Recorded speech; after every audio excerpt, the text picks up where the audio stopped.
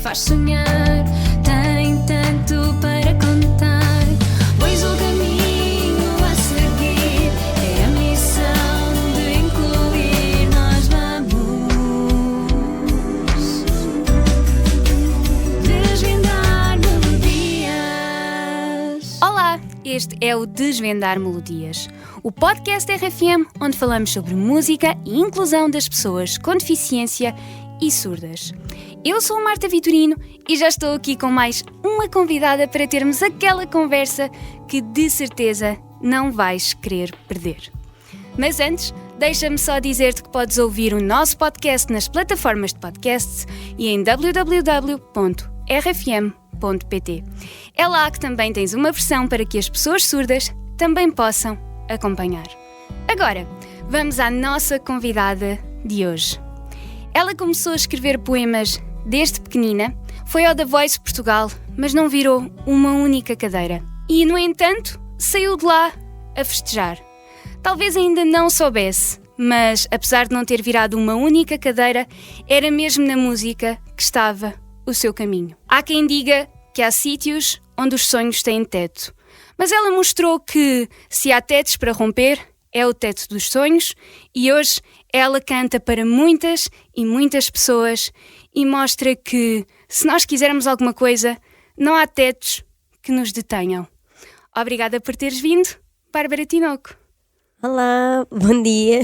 Obrigada, Marta, por me receberes. Obrigada eu. Começando aqui com esta questão do The Voice.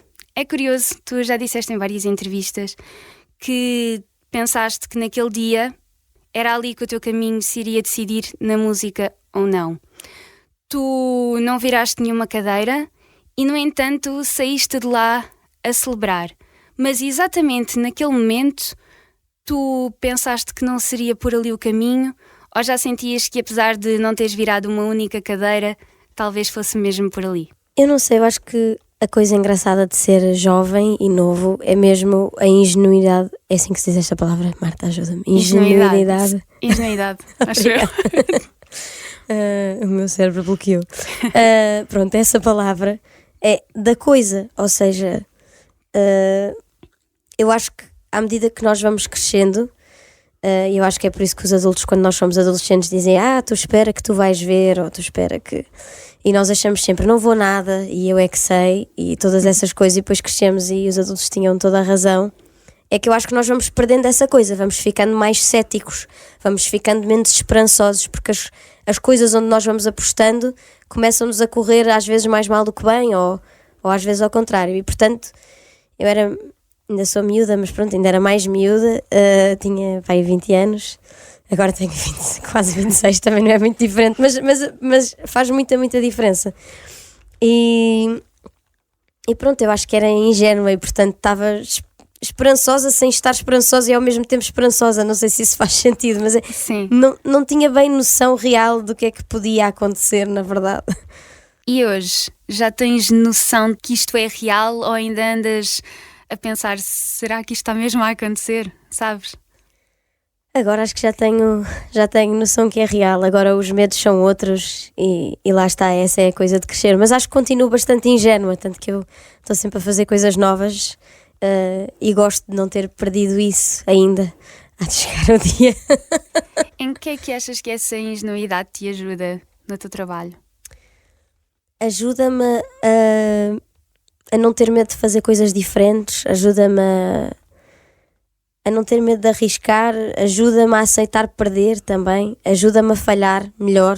Ou seja, eu acho que lido sempre mal quando as coisas não me correm bem, mas a verdade é que não, eu na verdade até lido bastante bem. Olha, pronto, isto não deu, próximo. E ok, vamos fazer outra coisa então. E acho que isto, obviamente, quando as coisas não nos correm bem, nós ficamos com medo que se calhar nunca mais vão correr bem na vida, mas eu mesmo com medo, lá está, mantenho a minha ingenuidade e vou na mesma. Alguma vez acreditaste, já depois de teres a tua carreira consolidada, que o caminho não seria por aqui, ou agora é que já estás mesmo disposta a lutar até ao fim? Faço esta pergunta porque disseste numa entrevista que não te imaginarias como aqueles artistas que iriam estar a vida toda a tentar. Tu dizias que se não desse logo no início que ias à tua vida e estava tudo certo, era outro caminho. Sim, hoje em dia eu acho que o meu caminho é na música, e se não for como cantora, ou se não for, não sei, como compositora, há de ser dentro da música de qualquer das formas. Eu acho que vou para sempre estar na indústria do espetáculo e na indústria da música, mesmo que um dia as pessoas me deixem de ouvir e já não gostem de Bárbara Tinoco. Mas eu vou fazer outras coisas, porque isto é a mesma coisa que eu sou apaixonada. Eu acho que quando nós somos apaixonados por uma coisa, nós damos 200% nessa profissão, e esta profissão já me deu muitas coisas. E o teatro? Como é que entrou na tua vida? Olha, o teatro foi um sonho, como tantos que nós vamos tendo. Eu sempre quis fazer um musical e juntei-me com a minha melhor amiga, que também sempre quis fazer um musical, e depois nós acabámos a representar. Mas pronto, olha, foi também uma coisa que me ajudou a valorizar a minha indústria, porque eu penso, eu de facto, eu amo mais fazer música. Gostei muito de fazer este espetáculo e foi absolutamente inacreditável esta experiência. Adorei compor as canções, mas eu acho que gostei mais de compor as canções do que representar. Quer dizer, uma vez é giro, todos os dias. Dizes que precisas de compor e que gostas de cantar. Consegues imaginar a tua vida só a cantar ou só a compor? Só a compor? Sim. Uma boa vida. Eu e os meus gatos em casa. Só a cantar... Não sei, acho que a minha vida, acho que ia sentir um vazio muito grande, por acaso. Acho que não chega para mim. Eu preciso de criar mesmo coisas, pode não ser só música, montar espetáculos, ter ideias, ou seja, a parte da imaginação e da criação é intrínseca no meu corpo. E fazeres um espetáculo sobre uma temática tão importante, o que é que te faz sentir? Olha, no meu último concerto havia duas crianças, pai com 7, 8, 9 anos no máximo, duas amigas, elas tinham um cartaz roxo pintado em glitter as letras, tipo, a dizer fascismo nunca mais. E eu nunca imaginei ver duas crianças na fila da frente com um cartaz em glitter a dizer fascismo nunca mais, tipo com borboletas e assim, só que a frase que elas escolheram para o cartaz era fascismo nunca mais. E eu acho que a coisa especial do nosso espetáculo foi relembrar os mais velhos que saem de lá muito emocionados e explicar aos mais novos o que é que foi. Eu acho que nós tornámos o 25 de Abril fixe. Eu senti isso, a ver aquele cartaz, eu pensei, uau, sem querer, nós fizemos com que esta temática, para os mais jovens que se calhar já não iam ligar tanto, ou já não ligam tanto, ou nem sequer sabiam bem as coisas, agora para eles é fixe, porque a pessoa que elas gostam de ver cantar acha aquilo fixe. E não sei, na minha casa é um dia importante, é celebrado, e portanto gostei de ter feito um projeto tão importante como esse ao lado de pessoas tão especiais como as que trabalharam connosco. Sentes que para estas pessoas mais novas que não viveram o 25 de Abril e que muitos dão a liberdade como um dado adquirido, fazer um espetáculo como este e um espetáculo que tem uma componente musical, ou seja, eu posso estar em casa e posso ouvir aquelas músicas que têm uma mensagem. Sentes que as músicas deste musical podem ser consideradas de certa forma as músicas de intervenção de hoje em dia? Não sei, não é? Mas obviamente espero que sim. As músicas do 25 de Abril são as músicas do 25 de Abril, hão de ser sempre. Eu amo cantar o Grande La Vila Morena, é uma das... Assim, eu não gosto muito de fazer covers, mas por acaso amo cantar essa canção. Mas espero ter escrito uma canção nova sobre a mesma coisa, sobre o mesmo dia, que também sirva para celebrar, para homenagear e para lembrar. Espero, tanto eu como a Carolina, acho que sentimos isso com as nossas canções que fizemos especificamente sobre o dia do 25 de Abril. A dela chama-se Abril, a minha chama-se A Madrugada que eu Esperava. Se são ou não, eu acho que só o tempo dirá, mas espero que sim, claro. Sentes que ter crescido no meio de instrumentos musicais te ajudou de alguma forma ou não, tendo em conta que tens uma mãe contabilista e que as contas não aconteceu?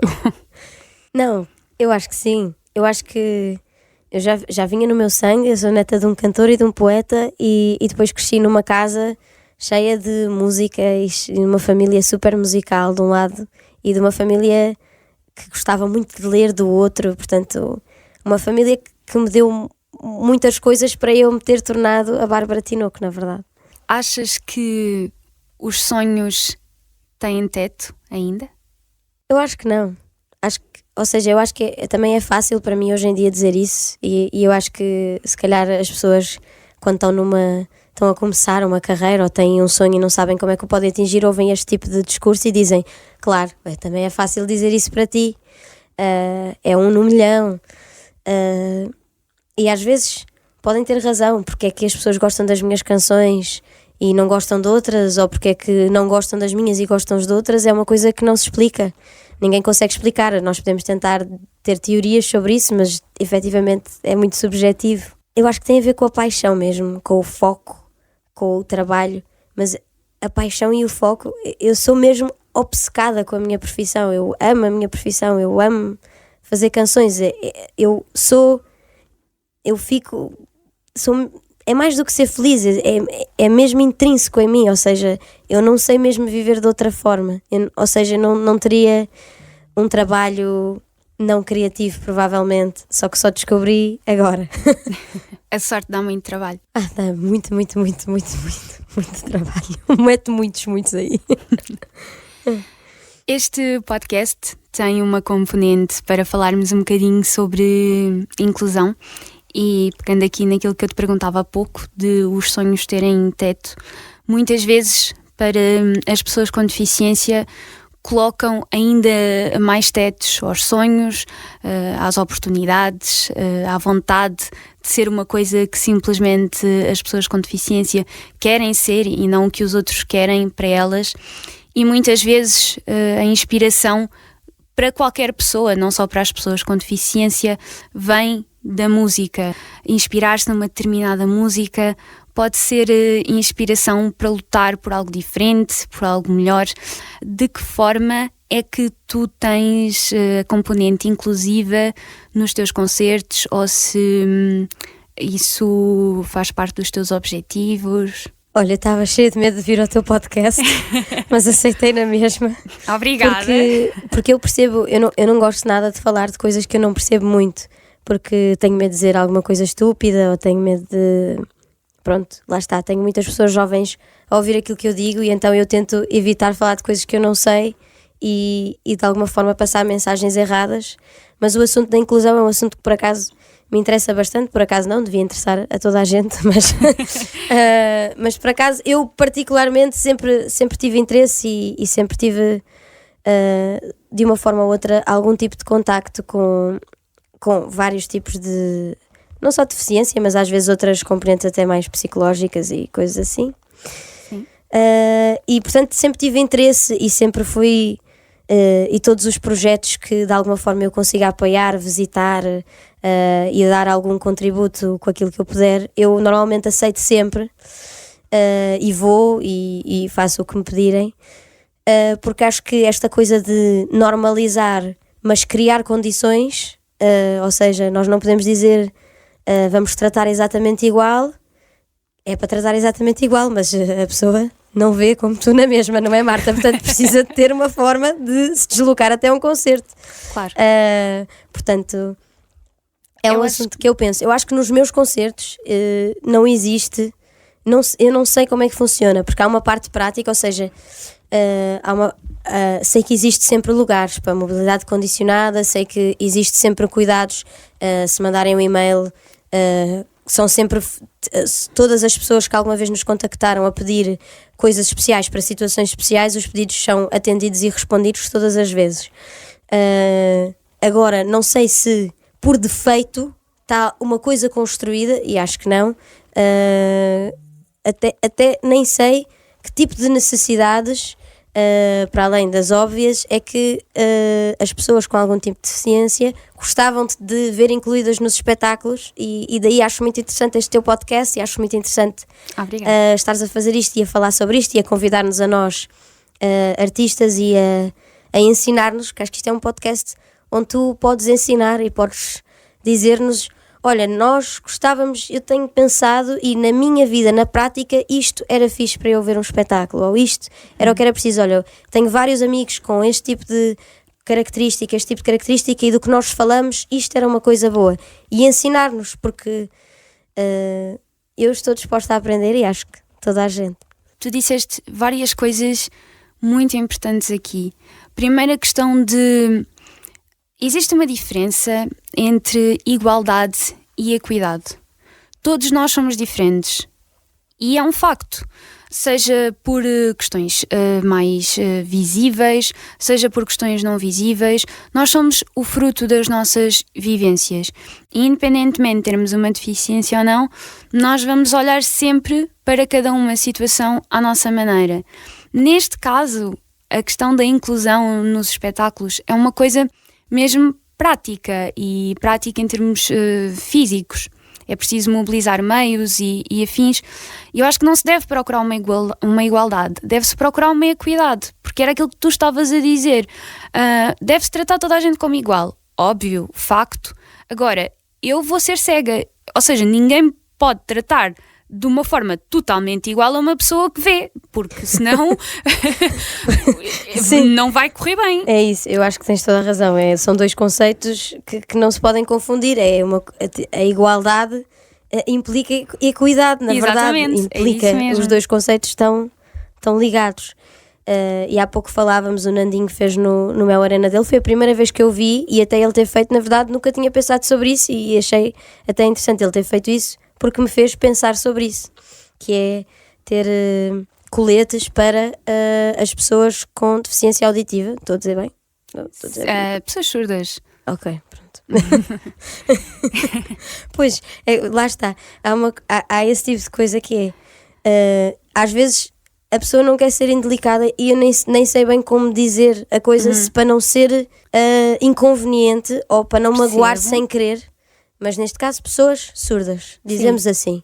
Pronto. Isso é um tema interessante, a questão das palavras e dos termos, porque, na minha opinião, eu acho que obviamente, e este podcast eu tento também desmistificar um bocadinho isto, este não é suposto ser um podcast técnico. As pessoas sabem que os termos existem. Eu posso num instante ir à internet e pesquisar como é que se diz pessoa surda ou pessoa com deficiência auditiva. Mas, mais do que eu saber os termos todos, e isto eu tenho que também dizer das minhas vivências, eu não quero saber se uma pessoa me chama cega, se uma pessoa me chama invisual, se uma pessoa me chama baixa visão.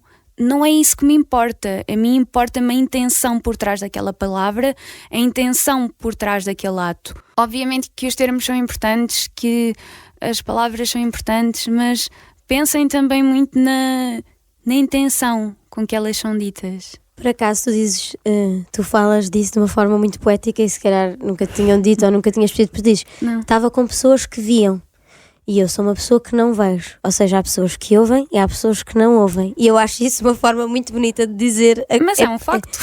É um facto, mas, ou seja, de facto a deficiência auditiva é horrível, não é? Não é poético, não dá para pôr numa canção, mas há pessoas que veem e há pessoas que não veem, e é bonita a forma como tu dizes. É bonita, pronto, eu achei engraçada há bocado, antes de entrarmos estavas a dizer, pronto, estava com pessoas que viam, e eu pensei, isso é uma forma muito bonita de dizer isso. Sim, e obrigada até por ter esclarecido. Pronto, é isso que eu acho que, não sei se toda a gente sente isso, mas às vezes o excesso de zelo da nossa parte e acaba por se transformar num tratamento diferente que nós não queremos dar, ou eu não quero nunca dar, só que é excesso de zelo, é excesso de fogo, não quero mesmo pôr o pé na poça, estás a ver? Então, sim, claro. Como é que eu agora digo isto sem... Pronto, e acho que tu explicaste bem que tem mais a ver com a intenção e que as pessoas sabem as intenções, não é? As intenções são explícitas. E eu percebo o excesso de zelo porque há pessoas que efetivamente ainda estão fragilizadas e têm um caminho a fazer. Eu já fiz esse caminho, há muita gente que já o fez, há muita gente que ainda nem começou a caminhar e que está preso no mundo das ideias pré-concebidas da sociedade e que se é assim que dizem que sou, então se calhar é assim que eu tenho que ser. há outros que estão a fazer o caminho e está tudo certo. Então eu percebo que seja perfeitamente normal haver o cuidado, mas também não deixar que o excesso de zelo corte também um bocadinho a comunicação. Porque às vezes também há tanto medo de falar que depois a comunicação não é fluida. Entendes o que é que eu quero dizer? Não, compreendo perfeitamente. Foi o que eu te disse, eu estava cheia de medo de vir aqui falar sobre isto, porque tinha mesmo medo de dizer alguma coisa que estúpida mesmo, tipo, por ignorância. Mas acho que ainda bem que me convidaste, ainda bem que estou aqui, porque vou sair daqui uma pessoa mais consciente. Portanto, já mudaste um artista. Boa! Palavras tuas, disseste que vais sair daqui mais consciente. Achas que até agora não estavas tão consciente para isso? Porquê? Achas que a sociedade não está naturalmente consciente ainda? Ou e o mundo seja, artístico? eu acho que nós vamos estando conscientes para as coisas que nos são próximas. Seja isso bom ou mau, provavelmente é mau, mas eu acho que é verdade. Ou seja, se a tua mãe tiver Alzheimer, o Alzheimer é uma doença que te toca pessoalmente. Se o teu irmão estiver no espectro, isso é uma doença que toca a ti pessoalmente. E se calhar tu, aliás, muitas das pessoas que fazem coisas para mudar o mundo nesse sentido, normalmente têm alguém na família que passou por algum tipo de... está a passar por aquela doença, ou por aquela deficiência, ou por aquela circunstância. E tu vais tendo empatia porque estás a viver aquilo na pele. Sim. Eu nunca tive um amigo, ou seja, nem mais do que amigo, eu não conheci na minha vida ninguém invisual ou surdo ou com deficiência, ou com mobilidade condicionada. Ou seja, não tive ninguém a dizer-me: olha, Bárbara, mas já pensaste sobre isto? Ou seja, nunca me aconteceu ter de pensar assim tão a fundo sobre o tema porque não conhecia. Pronto, e isto se calhar é parvo, não é? Mas eu acho que acontece com toda a gente, não é? Tipo, ou seja... Eu também concordo. Eu concordo a 100% com o que estás a dizer. E acho que não é parvo. O que eu acho que é parvo é quando nós somos expostos à situação ou vamos à procura, mas quando nós vamos à procura nós já não temos a mente fechada para isso. Agora, quando nós somos expostos a uma situação e nos explicam e nós continuamos com as ideias pré-concebidas, então aí é parvo, porque tu já foste exposto à situação, já te explicaram e tentaram explicar-te como é que é e tu continuas com a mesma ideia porque simplesmente queres continuar. Uma coisa é porque não entendes, outra coisa é porque simplesmente queres continuar, e quando isso acontece, acho que isso aí é parvo, é darem das ferramentas para as mãos, é darem-te: olha, podes fazer desta forma, e a pessoa continua com a ideia anterior, então aí é que não faz sentido. Exatamente. Nos teus concertos, tu já alguma vez contactaste com pessoas com deficiência? Sim, mais deficiência cognitiva e mobilidade condicionada. Isso em quase todos os concertos existem sempre pessoas. Lá está, eu também estava a pensar sobre isso. Se calhar para as pessoas que são surdas, eu nem sequer sei se eles se divertem a ir ver um concerto, e a questão do Nandinho que me fez pensar foi isso. Olha, se calhar na verdade eles divertem-se, precisam é só que alguém lhes dê ferramentas para eles se divertirem. Exato. Porque pensei, pronto, não conseguem ouvir, se calhar não têm muito interesse, mas na verdade conseguem ver e conseguem sentir, e a forma deles experienciarem o mundo é diferente da minha, portanto a experiência dele vai ser obviamente diferente da minha. Do que eu acho que é fixe num concerto, para ele vai ser outra coisa. Qual é que é o feedback que essas pessoas te vão dando? É exatamente igual a verem pessoas com mobilidade condicionada ou com algum tipo de deficiência cognitiva a uma pessoa que não tem nenhum tipo de deficiência, ou seja, é exatamente igual o feedback. Eu gostei muito. Foi divertido. Ou seja, nada de diferente, simplesmente, ou seja, lá está a questão da equidade. As pessoas de mobilidade condicionada têm um sítio específico para ver o concerto, mais de perto do palco, para poderem ter boa visibilidade e para poderem experienciar melhor o concerto, e no fundo é isso, e acho que ficam contentes com essa lógica. Quem é que não gosta de ficar na fila da frente, não é? Exato. Recebes mensagens de pessoas com deficiência? Se calhar sim, mas elas não se identificam assim. E eu acho que ainda bem, não é? Coitadas, também a única coisa sobre as pessoas com deficiência não pode ser eu tenho uma deficiência, não é? Sim. Portanto, provavelmente sim. recebo muitos pedidos especiais. Era por aí que eu estava também a perguntar. Ok. Desculpa, Marta. Não faz mal. Devem mandar, não sei, mas não se identificam. Eu não ando. Por favor. Claro. Sim, recebo muitas mensagens, pedidos especiais de... lá está, dos mais jovens que gostavam muito de ver o concerto, mas que têm algum tipo de condição que precisa de uma atenção especial e lá está, era o que eu estava a dizer, sempre que nos mandam um e-mail para a Primeira Linha com esse tipo de pedidos, nós atendemos sempre. A Primeira Linha é a minha agência.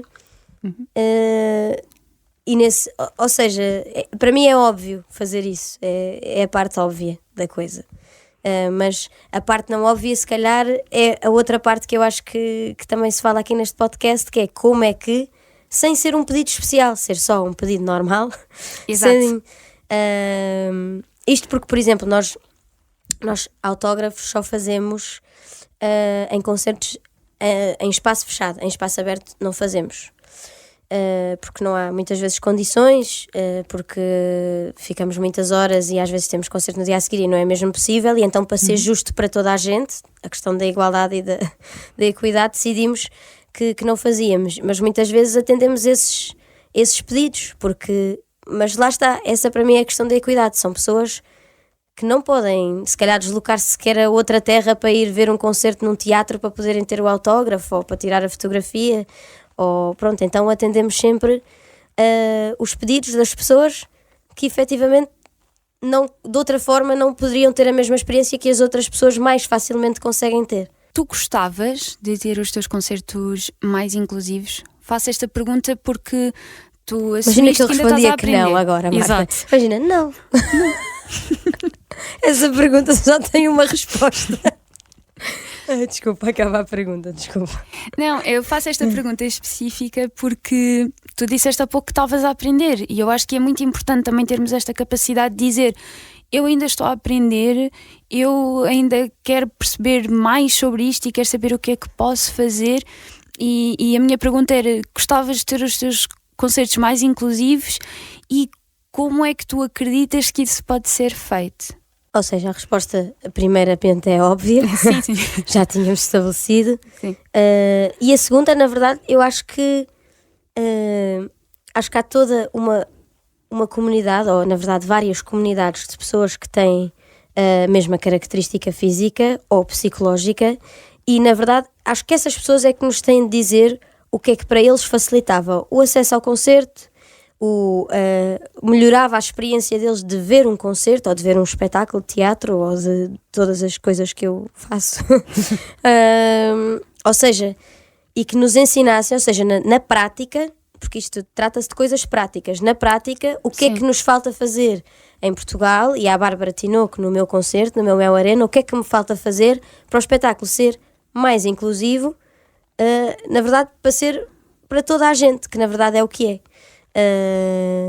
E nesse caso, lá está, acho que teria de me sentar com várias pessoas com vários tipos de característica física e eles explicassem-me, olha, a mim eu preciso disto, a mim, eu, na minha experiência já vi 3 ou 4 concertos, o que me falta é isto. Ou então dizerem, olha não, a forma como vocês até fazem até funciona, não sei, vai que até fazemos alguma coisa bem. Acho que é isso, ou seja, a aprendizagem passa muito por alguém me explicar, porque eu acho que por minha própria recriação eu nunca vou perceber, perceber vou, eu nunca vou conseguir chegar à conclusão sozinha, porque lá está, porque eu sou uma pessoa que vejo, eu sou uma pessoa que ouço, portanto eu não vou conseguir perceber o que é que falta num espetáculo a uma pessoa que não vê, a uma pessoa que não ouve. Mais uma vez, eu deixo aqui o desafio aos ouvintes com deficiência. Enviem mensagens aos vossos artistas favoritos, digam aquilo que gostariam de ver nos concertos, digam aquilo que achariam que tornaria os concertos mais inclusivos, porque estavas a dizer há pouco que quando enviam mensagens para a tua agência, tu tentas aceder aos pedidos, já não és a primeira artista que vem aqui e que diz isto, portanto vamos aqui tentar também fazer um trabalho mútuo de os artistas estão dispostos a aprender, então bora lá malta, bora lá dizer o que é que melhoraria, o que é que nós pensamos, às vezes as coisas não são possíveis logo. Às vezes, se calhar, os artistas nem sequer tinham ideia que isso era possível ou que isso podia ser feito. Se calhar agora ainda não pode, mas se calhar daqui a 10 ou 20 anos vai dar, porque foi preciso alguém sonhar com coisas que são feitas hoje para que elas sejam feitas. Sim, eu acho que ao longo dos dias nós vamos passando na rua, vamos vendo o mundo, não é? E vamos, às vezes eu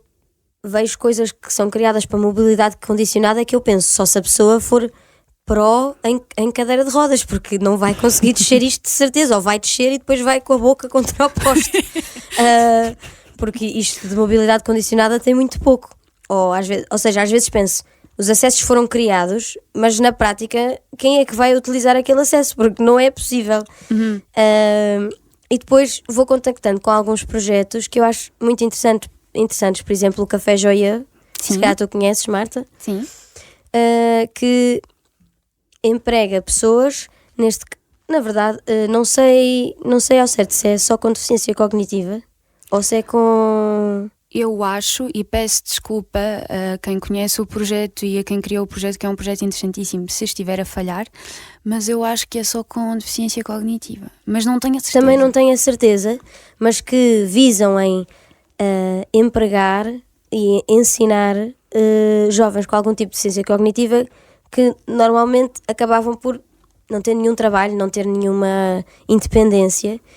E é um projeto que eu contactei e que achei super interessante, e de repente eles agora começaram por ter um café, têm um café em Lisboa, muito fixe, podem ir lá, eu vou lá muitas vezes, e agora a Zara Home tem colaboradores dentro do projeto do Café Joia, e é interessante como de facto aquelas pessoas fazem absolutamente tudo igual, não são iguais efetivamente, mas ninguém lhes está a pedir para eles serem iguais, mas estamos a pedir para não os excluirmos só porque eles não são iguais e não lhes dar um emprego ou nem sequer lhes dar a hipótese, porque aqueles jovens conseguem, aqueles jovens podem, eles simplesmente nasceram diferentes, efetivamente têm uma deficiência cognitiva, mas conseguem ter um emprego. E esse foi um projeto aquele projeto ensina mesmo toda a gente. Eu acho que toda a gente que vai ao Café Joia pensa, nós estamos a fazer tudo mal. Nós escondemos estas pessoas não têm independência, achamos que eles não conseguem fazer, que não vão conseguir, e é mentira. Nós é que definimos para aquelas pessoas que elas não conseguem fazer, porque elas conseguem e são muito mais felizes e são iguais a nós. Portanto, lá está. Esse foi assim um projeto que eu acho muito interessante partilhar e divulgar, para eles poderem expandir e poderem pôr ainda mais pessoas e empregar ainda mais pessoas, e de repente Portugal é mesmo inclusivo, no verdadeiro sentido da palavra. Sentes que no mundo artístico falta um bocadinho isso? Imaginas pessoas com deficiência ou mais pessoas com deficiência a trabalhar no mundo artístico? Quando eu digo mundo artístico, produção e afins, tudo o que envolve. Sim, era o que eu estava a dizer. Eu não conheço ninguém, ou seja, e não deve ser porque não há assim tantas pessoas, deve haver assim tantas pessoas. Eu é que nunca contactei com ninguém, porque no meu meio, de facto, não encontramos, deve ser raríssimo, eu não encontro, pessoa com algum tipo de deficiência, seja física, seja cognitiva, a fazer um trabalho na música. Eu nunca contactei com ninguém, e a regra e a lógica aplica-se àquilo que eu disse. Provavelmente, e eu acho que muito provavelmente tem a mesma aptidão para fazer a mesma coisa que uma pessoa que vê ou que ouve. Depende do trabalho, não é? Se calhar um produtor efetivamente tem de ouvir, mas ou uma pessoa que vai gravar um videoclipe tem de ver, mas se calhar uma pessoa...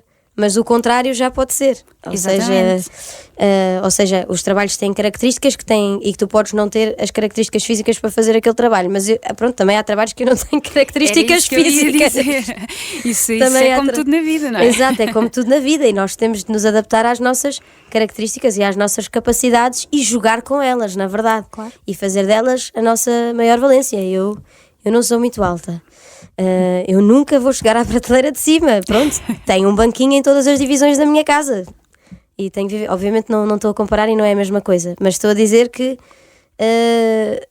também cabe-nos a nós dar essa oportunidade e cabe às pessoas do outro lado, como estavas a dizer, também dar-se a elas próprias essa oportunidade. Sim. Porque é que tu achas que não há tantas oportunidades assim? Eu acho que talvez porque nós queremos as coisas muito rápidas e fáceis, e as pessoas com algum tipo de característica física que as impeça ou que torne mais difícil fazer determinado trabalho vão levar um bocadinho mais de tempo a aprender uma coisa ou o que for, ou seja, não é tão rápido, não é tão eficaz, não é? Implica tempo, e nós, estão sempre a dizer, nós vivemos muito rápido, então parece que já não há tempo para dar essa oportunidade. Ou seja, nós queremos uma coisa muito rápida e eficaz, mas como assim não há tempo, não é? Acho que essa é a pergunta que temos de fazer, tipo, tem de haver tempo. Eu acho que muitas das vezes passa por aí. Eu no Café Joia senti isso, ou seja, eles conseguem fazer tudo, mas vão demorar tempo a aprender e tu tens de lhes dar esse tempo para eles aprenderem, para eles crescerem e para eles conseguirem chegar lá. Não podes estar a exigir o mesmo timing para duas pessoas que têm características diferentes, mesmo sem nenhuma deficiência. Agora imagina com alguma deficiência. E acho que tem mais a ver com isso. Acho que tem mais a ver com queremos as coisas rápidas e fáceis e acho que tem a ver com isso. Eu concordo com a questão do tempo. Acho que a questão do demorar mais tempo a aprender, acho que depende um bocadinho depende da pessoa e daquilo que é da pessoa e do que é suposto fazer-se. Ou seja, eu se calhar, como não vejo um caminho, eu vou demorar mais tempo a aprender um caminho, mas se calhar a mexer num programa de áudio eu vou demorar o mesmo tempo que qualquer pessoa. Mas eu concordo com a questão do tempo, porque o facto é, às vezes não é o tempo de eu aprender a fazer alguma coisa, ou da pessoa com deficiência aprender alguma coisa, às vezes essa é a questão, mas não só, porque às vezes é também a questão do fazer algo diferente e do perceber o que é preciso ser feito. Eu acho que é muito fácil dizer, olha, vem aqui uma pessoa cega trabalhar para a rádio. Ei, mas isso vai dar tanto trabalho. E não, é instalar um programa de som no computador, meter braille na mesa de som e está tudo ok. E é uma coisa tão simples e às vezes nem sequer se perde tempo a pensar no o que é que será preciso para, ou se calhar que tempo é que isto vai demorar a instalar, ou às vezes nem sequer se quer perder o tempo de ir ver o que é preciso e de ir instalar as coisas ou de ir adaptar as coisas, que se calhar é mais uma semana. E o que é mais uma semana na vida de alguém? Portanto, concordo muito com a questão do tempo. Para terminar, para ti, o que é incluir? É o que tu dizes, é a igualdade justa, é a equidade. Obrigada, Bárbara Tinoco, por ter vindo aqui ao podcast. Obrigada, Marta. Obrigada por teres vencido os teus medos e por estares aqui. Para a semana há mais, eu conto contigo para vires